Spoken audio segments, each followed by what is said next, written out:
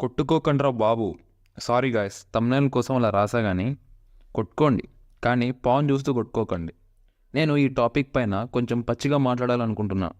తిరిగేస్తున్నాను. మరి తర్వాత జరిగే పరిణామాలకు నన్ను అడగొద్దు. దేవుడు ఒక అమ్మాయిని ఒక అబ్బాయిని సృష్టించాడు. వీళ్ళిద్దరు కలిసి లవ్ చేసుకొని సెక్స్ చేసుకొని ఇంకో ఫ్యామిలీని క్రియేట్ చేయడానికి మనం ఒక 10,000 రూపాయల ఫోన్ కొని ఇవన్నీ జరిగే ముందే పాన్ చూసి కొట్టుకోవడం స్టార్ట్ చేస్తాం. నేను ఇప్పుడు మీకు మాస్టర్బేషన్ చేసుకోవద్దు అని చెప్తున్నానే కానీ గతంలో నా అంత కామాంధుడు ఇంకొకరు లేడు.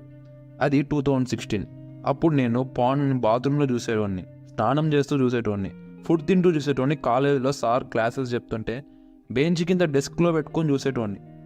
నేను చూడడమే కాకుండా నా పక్కన ఉన్న ఇద్దరిని కూడా చెడగొట్టేటోడిని. ఇక్కడ నేనేమో పాన్కి అడిక్ట్ అయిపోయా. అక్కడ మా ఫ్యామిలీ ఒక బిజినెస్ స్టార్ట్ చేసి అందులో లాస్ అయిపోయారు. నా ఫ్రెండ్స్ అందరూ బీటెక్ కంప్లీట్